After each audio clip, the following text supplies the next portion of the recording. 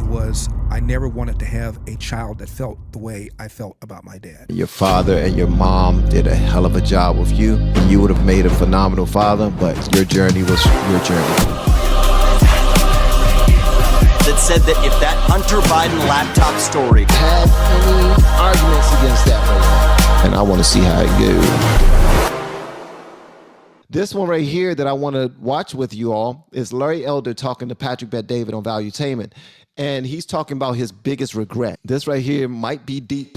I'm running because there are a number of issues that we are not talking enough about, if at all. And I've said this many times. The number one social issue in America that nobody's talking about is the epidemic of fatherlessness. Yep. It is particularly acute in the black community. 70% of black kids in the world today without a father in the home, married to the mother, up from 1965 when it was 25%. 25% of white kids enter the world today without a father in the home, married to the mother. Half of Hispanic kids do.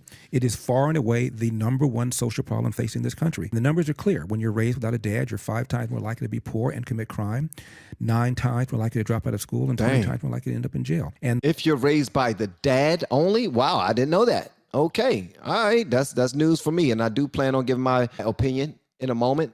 Hopefully you stick around for that. The left isn't talking about it because they created the problem. Our side doesn't talk about it because if you're white, you're going to be called.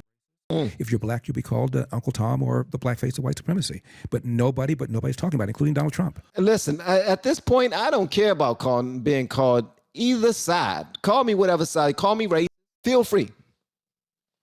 I'll be that. I don't care. Call me Uncle Tom. I'll be that too. Call me the house slave. Call me whatever you want. It does not matter what you call me, man. It don't. On a good day, I can still whoop your ass or get my ass beat trying to whoop your ass. I'm not afraid of that either. And so if I can get people talking about this, I will feel I've given back to my country and given back to my party. I got a follow-up question for you on that. Okay.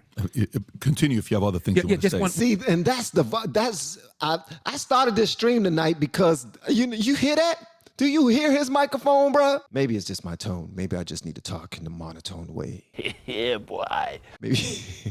Maybe I just need to talk in a more controlled way. Maybe I'm just too excitable when I speak. All right, maybe I need to go ahead and just lower my tone a little bit. One more thing. When I was trying to make this case on Charlemagne, and of course they were not having it. Here's the deal. According to the CDC, a young black man aged 10 to 43 is 13 times more likely to be murdered than a white male, same demo. Blacks account for 60% of the shootings, the robberies, and the homicides in America. A young white man, 19 and under, the number one cause of preventable death for a young white man in that demo is accidents, like car accidents or drownings or drug overdoses. But as Charlemagne was trying to say, it's not because of them being gangsters or them being thugs. It's because of racism. All right, that's what it's about, Larry Elder. Now, if it isn't fatherlessness, please tell me, unless you're prepared to say black people are just genetically inclined to commit more crime, tell me what it is. And almost nobody on the left, when I propose that question, has an answer. Okay, so 2 questions on that. One, let's do the fatherless. A lot of my friends who are conservative, you're a hero to them. We're from California, so people love you, admire you, adore you, and hate you. From the other side, they hate you. Obviously, you saw what the LA Times article called you the what? What did they call you? Black face of white supremacy. Robert, you can kind of pull up this LA Times article. But then I saw... Erica D. Smith are her initials. Oops. Yeah, and then I saw the article, one that said, I think you were married in 92 and then divorced in 94. And the story is she wanted to have kids. You didn't want to have kids. Right. And you've never had kids. Right. Why a man with your kind of values, your passion for America, your conservative values, why didn't you have kids? At the time, I didn't want them. One of my regrets in life is that I should have. Now I'm 71 and think it's too late. Let me tell you something, bro. 71 years old and still rocking and rolling the way you are, bro. Let me tell you something, man. You've done a damn good job. You've done a damn good job. And I will say this also. You might not have been able to have children by having a crazy pullout game. You know what I mean? You just got a little bit too excited and didn't know that you wasn't going to last that long, because we all done had those times where we all have that conversation with our lady and be like, this never happens to me. I was just a little too excited. All right. Maybe you never had one of them moments, but at the end of the day, you did bless so many people with your knowledge and understanding of politics and the way of the country. And so not saying that you got sons out here and daughters out here, but you do have people that you help raise with your level of intellect and fearlessness in sharing your story the way that you have and putting yourself on the front line to be looked at as the Uncle Tom or the Uncle Ruckus or the bootlicker or the house slave or whatever it is that they call you. Whatever it is they call you. But you've done something that a lot of people won't do. Only like 3 or 4 people have gone to the Breakfast Club and checked them to their faces. And you did exactly that. You said, if I had a white man come up in here and tell me that if I don't vote for him, then I ain't black, then that level of disrespect would have been a cause for some type of reciprocity. You told him that. You said that he was the sellout for letting someone do that to him. He tried to clip you up with that information, but you flipped it on his head and you still wasn't disrespectful about it. You was classy with it. Yes, this would have been amazing for you to pass down through your genes to another son or a daughter and to have a whole lineage of individuals with the last name Elder, generations of elders. That would have been amazing, man. But clearly, God had other plans for you. God have other plans for you. So, you know what I mean? The way that you're growing the world is a different way that he wants you to grow the world. Now, I do realize why he has these regrets, but you can't really tell anybody not to have regrets because I try not to have any, knowing very well that I probably have some. I just don't acknowledge them and act like they're not there. You know what I mean? That's just something silly that I do. I never had therapy, so I try to deal with things myself, and that usually helps me because it stops me from ruminating off of certain things that I might have felt bad that it happened in my journey, or it didn't happen because maybe I was just too afraid to try something, or I was too afraid to fight back and go against the grain, and I missed opportunities. And I look back on those things and say, oh, that's a regret. But I changed what you call it. I do what the liberals do when it comes to that. You know, I told y'all, man, I was super liberal up until probably like a couple of years ago, man. A couple of years ago, that's all it took. So I changed the name of things and in order for it to be something different. So I don't even call it a regret anymore because there's some negative, feelings about calling it that. So I just changed the name. Something like what the liberals do. If they want to be a woman tomorrow, they just call themselves a daggone woman. They want to be a man, that's what I am. They want to be a kangaroo, today I'm a kangaroo. You know what I mean? So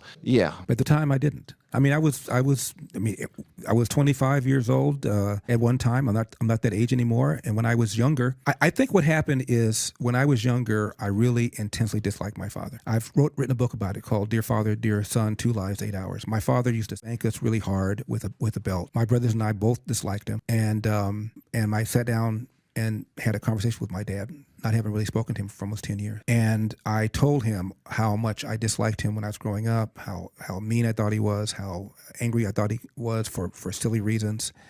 And my dad and I had a conversation I thought was going to last for 5 or 10 minutes. It ended up lasting for 8 hours. Wow. And during that 8-hour conversation, I found out that my father never knew his biological father. My last name, Elder, is not the name of his biological father. And I said, I'm 25 years old now. I said, well, Dad, who was your father? He says, I have no idea. You never met your dad? No.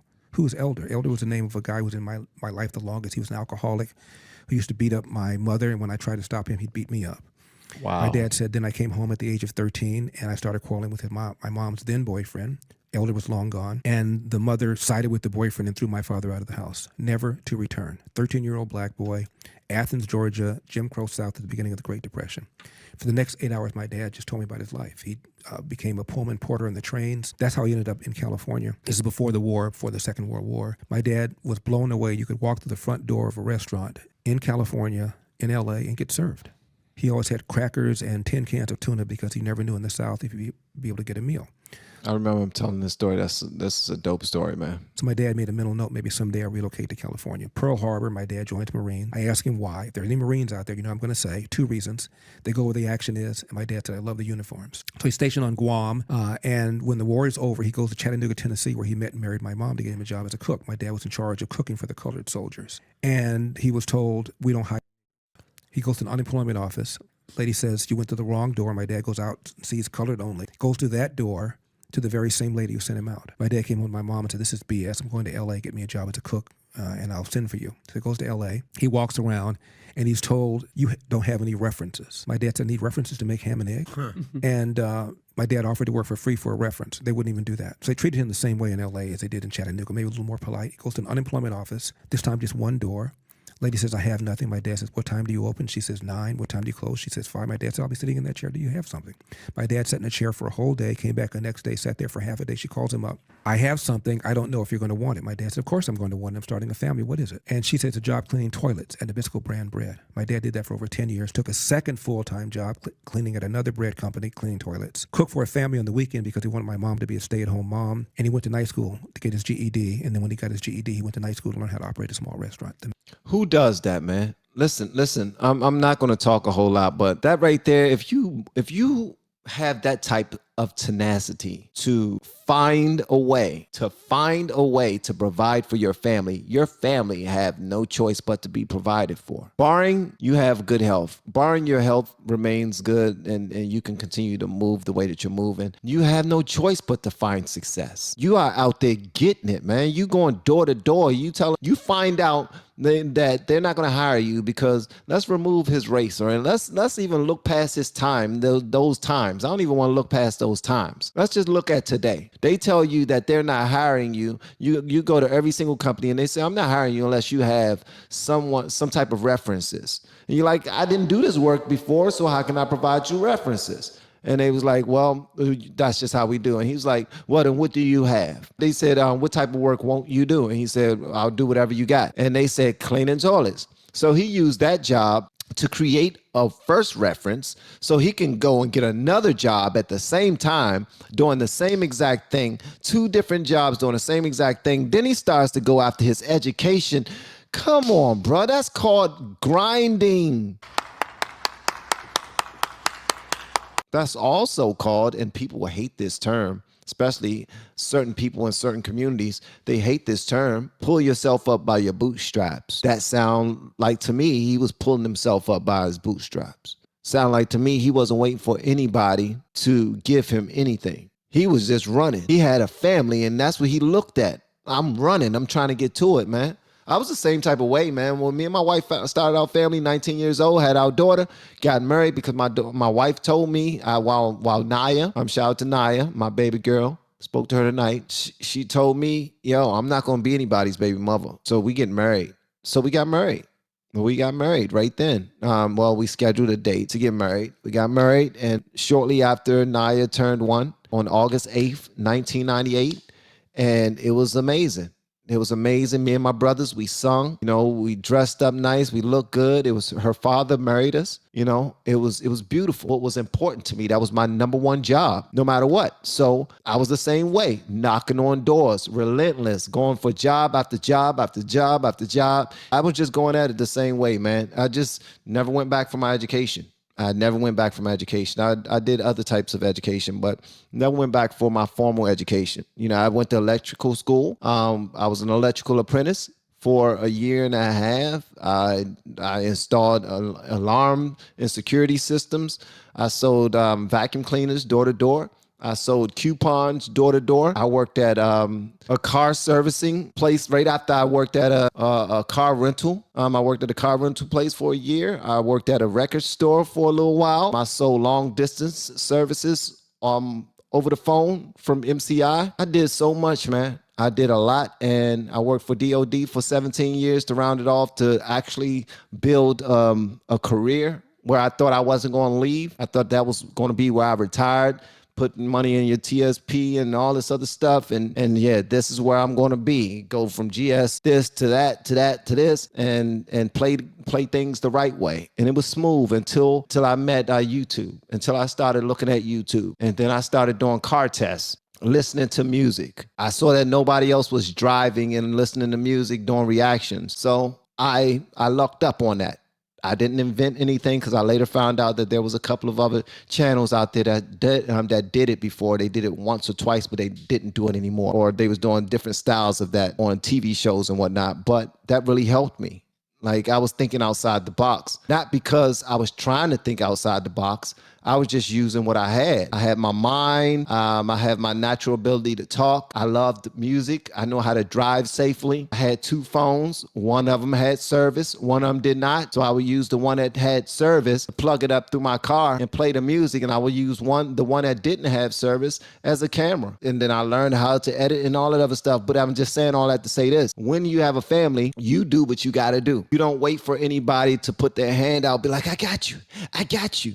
I got you, homie. You don't. His father was grinding and he turned his son into a grinder, a hustler. He turned his son into a hustler. Somebody that don't take no for an answer, that don't take crying from anybody. That if you got a father like that, like he had, you're going to be tough. You're going to be tough and you're going to demand the same from other people. But it's unfortunate that he went through that probably created some type of trauma that made him not even want to have kids in the first place. The man never slept.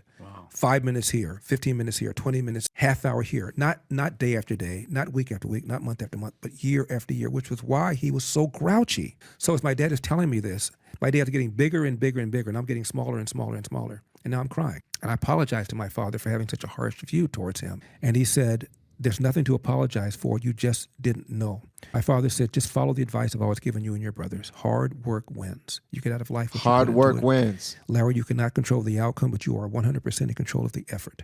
And before you moan or groan about what someone did to you or said to you, go to the nearest mirror, look at it, and say to yourself, what could I have done to change the outcome? And finally, my dad said this: no matter how hard you work, how good you are, sooner or later, bad things are going to happen to you. How you deal with those bad things will tell your mother and me if we raised a man. I was 25 years old when I Damn good job. had that conversation with him. For the next 35 years, he and I were the best of friends. I wrote a book called Dear Father, Dear Son, 2 Lives, 8 Hours, about that 8-hour conversation.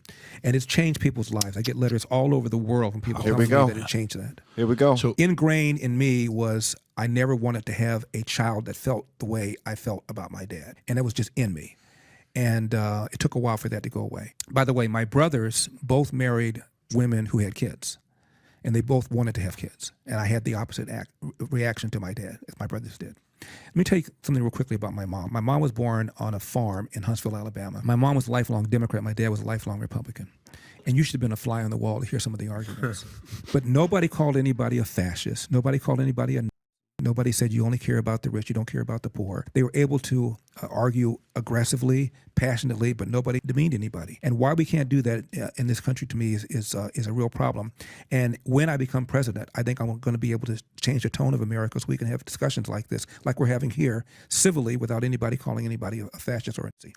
My mother told my brothers and me, nobody can make you feel inferior without your permission. You better go ahead. You better go a daggone. That's what I'm talking about. Shout out to moms, man. And so one day I'm in high school and I'm taking a course called African American Studies. If you know me, you've never heard me use the term African American to describe myself. I don't. I'm an American who's black. I don't like the term African American. The name of the course was African American Studies. So I'm just telling you what the name of the course was. So we read a poem by a guy named County Cullen. And it goes like this: while riding through old Baltimore so small and full of glee, I saw a young Baltimorean keep a looking straight at me.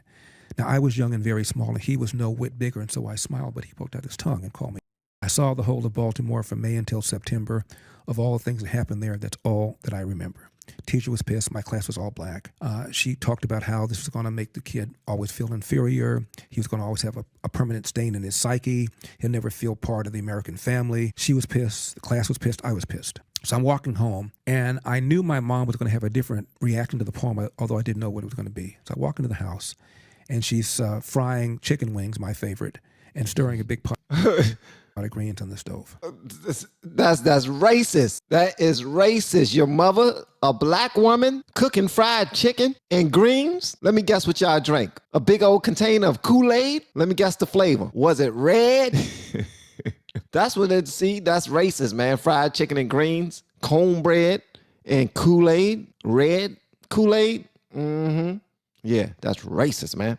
Nah, but I'm certain that his mom was excited about that poem. If she's a liberal, I'm certain she does not look at that as a bad thing at all. She's looking at that as expression, and it probably warms her heart, and she probably leans on that. Yeah, you can't do much because they got all the power. I'm sorry. Let me shut up and just listen to what he has to say. I said, Mom, we read a poem in class. I want to get your reaction to it. She said, what is it? I said, it goes like this. While riding through old Baltimore, so small and full of glee, I saw a young Baltimorean keep looking straight at me. Now, I was young and very small, and he was no whit bigger, and so I smiled. But he poked out his tongue and called me. I saw the whole of Baltimore from May until September. Of all the things that happened there, that's all that I remember. My mom took the spoon out of the pot, hit it on the side, and said, Larry, what a darn shame he allowed something like that to spoil his vacation. How many wings do you want? And that's God, and your mom's a Democrat. Oh, mom's a beast. Mom's a beast. She let it roll off her. She's like, oh, that ruined your day? Mom's a beast. Shout out to moms. Moms is a bully. She said, oh, that ruined it? Okay. All right. How many chicken wings you want? Because that was you didn't told me that daggone poem and tried to ruin my day. Yeah. Wow. But she was a Kennedy type Democrat. My mom, by the way, because of me, began voting Republican. Voted for George W. Bush twice. And her position was the Democratic Party left me. I didn't leave the Democratic Party. She never changed her registration. My mom was a pro-gun person, Second Amendment person. She grew up with guns. She was pro-life. My dad was pro-life. My mom, strong national security.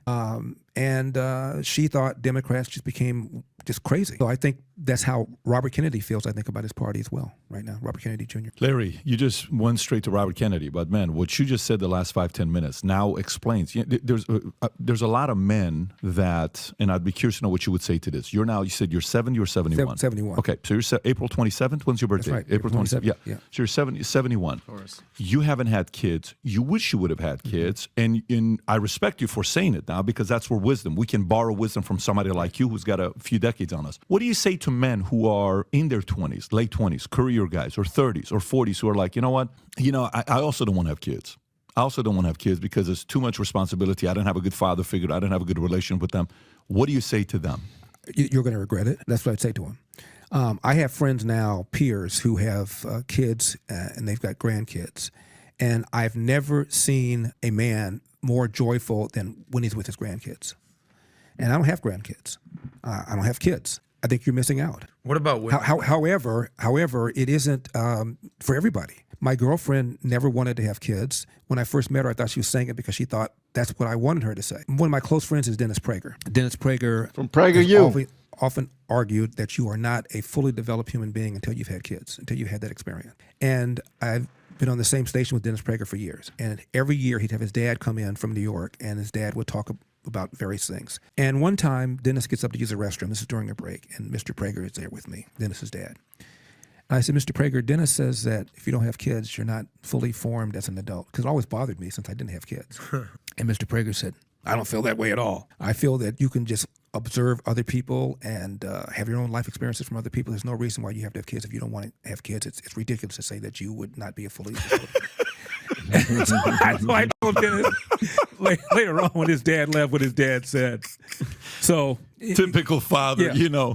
I remember one time Dudley, Shepherd of the Hills, you know who Dudley Rutherford is, the pastor from L.A. I used to have a radio show with KRLA called Saving America. I used to be right next to Prager, so in Glendale, on that New York Life, right next to the New York Life building. Right. But Dudley used to bring his father, and his dad would always undermine what Dudley would say. It was so funny. He'd say, look, my son doesn't know what he's talking about. Here's how this works. Right. And it was an interesting dynamic father-son relationship. Shout out to Patrick Bet David and Valuetainment and Ramah Larry Elder, bro. Thank you for the stories, man. Your father and your mom did a hell of a job with you, and you would have made a phenomenal father, but your journey was your journey. Nothing that happened the way that it happened was by chance or accident. It was supposed to go the way it went, and you're doing an amazing job. And I'm acting as if I'm talking to this brother, as if he's going to watch and be like, man, thank you, brother. Thank you, brother. What's his name again? His name LFR. Thank you, LFR. My name ain't LFR. Can people stop calling me dag LFR? People be like, LFR, what's going on? What it mean, LFR?